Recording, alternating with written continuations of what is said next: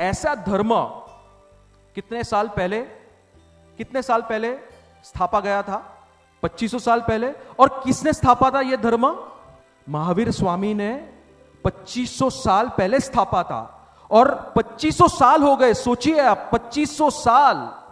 और 2500 साल के बाद भी आज वही धर्म हमें आज प्राप्त हुआ है। और यह धर्म हमारे तक पहुंचाने के लिए क्या कुछ हुआ होगा? एक चीज, अगर हमें घर के अंदर कुछ हम खरीद कर लेकर आते हैं, एक पेंटिंग ले लो आपको पता है पेंटिंग की कीमत बहुत लाखों करोड़ों रुपए में होती है। और एक पेंटिंग को अगर हमें टिकाना है घर पर, तो कितना उसका ध्यान रखना पड़ेगा। तो आप सोचो कि यह धर्म ऐसे ही मिल गया है ना हमें? तो कभी सोचा है कि इसके पीछे what is the process?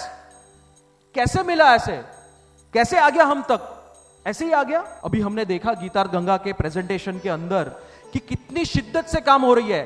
Can you imagine इतना सीरियस काम धर्म के अंदर होता? Can you imagine? Dharma is really a serious affair. हम सीरियस किसको मानते हैं? घर जाके क्या करेंगे? क्या सोचा है? बैंगलोर जाके, मुंबई जाके क्या करेंगे? 5 दिन क्या किया? इतने सारे काम पेंडिंग है, कोई प्रोजेक्ट पेंडिंग है, क्या सोचा है? क्या करेंगे? ये धर्म को हम तक पहुंचाने के लिए महापुरुषों ने बहुत बलिदान दिए हैं, बहुत भोग देना पड़ा है। और आज के डेट में यह धर्म हम तक पहुंचा है, उसके 2 मुख्य कारण है। 2500 साल पहले जो था और आज हमें जो मिला है, ऐसे 2 चीजें हैं। कौन सी है? एक है तीर्थ और दूसरा शास्त्र। धर्मशास्त्र और तीर्थ, ये 2 चीज के वजह से धर्म टिका हुआ है। और वो 2500 साल पहले से, मैं तो कहूंगा कि उसके पहले भी थे ये, और आज तक हमें मिले हैं।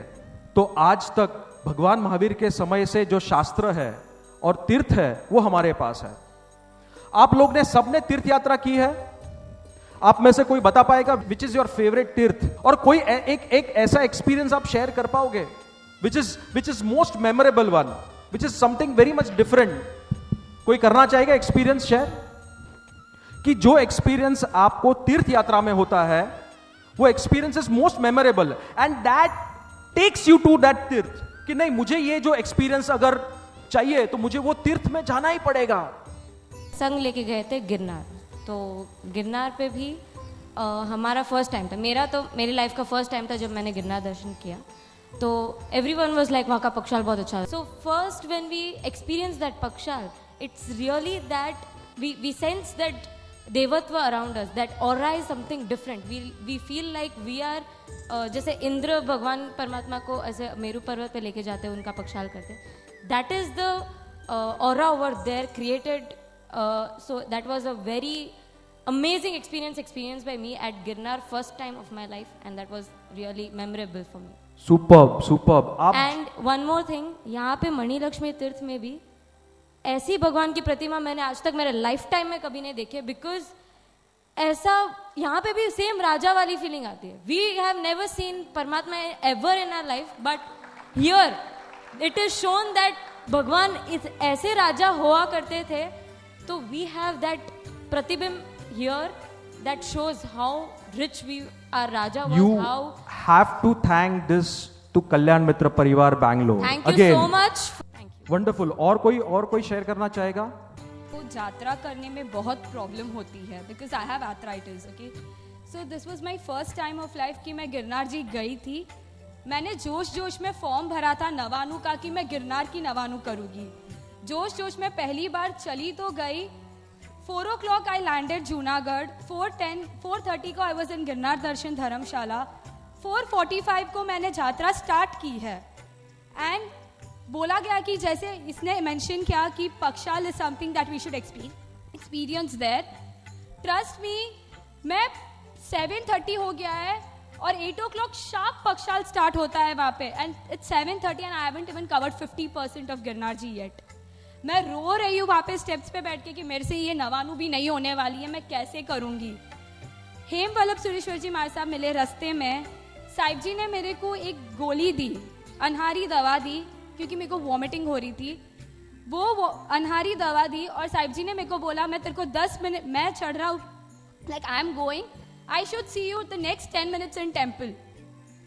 मतलब साहिब जी जा रहे हैं, उनके पीछे मैं 10 मिनट में So was it possible?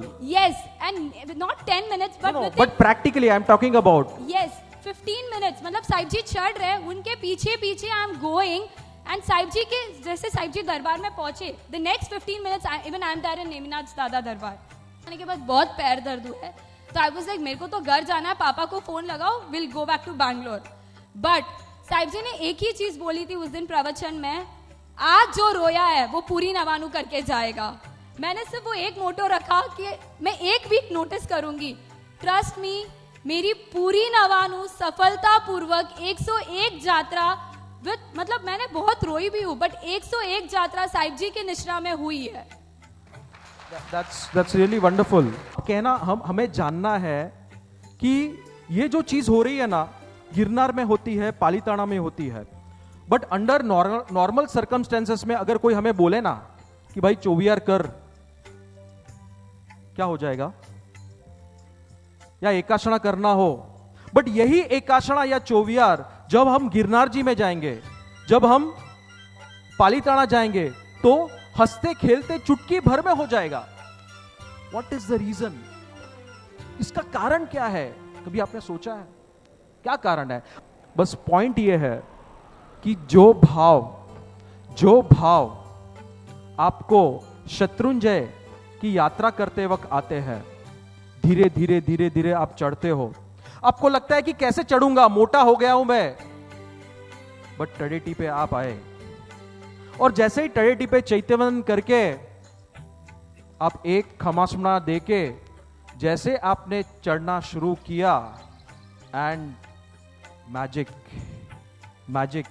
Magic होता है और ये मैजिक सबके साथ होता है क्यों ऐसा क्यों जो भाव आपको पालीताना के आदिनाथ दादा की पूजा या पक्षाल करते वक्त आते हैं वो भाव आपके सिटी के या संघ के डेरासर के आदिनाथ दादा या नेमनाथ दादा या पार्श्वनाथ दादा वैसे भाव नहीं आते हैं इसका कारण क्या है कभी सोचा है आपने ये प्रभाव है तीर्थों का आज हमें अगर पवित्रता शुभ भाव और आलम्बन चाहिए तो हम कहां जाएंगे एकमात्र तीर्थ तो है जो हमें आलम्बन दे सकते हैं और कितना भी बड़ा हमारे में से व्यसनी क्यों ना हो बट अगर वो पालीताना जाएगा तो he will have we seen such experience such incidents तो पालीताना में तो नहीं करेगा वो कि नहीं भाई नहीं अभी नहीं जैसे ही मैं सोनगढ़ जाऊंगा तभी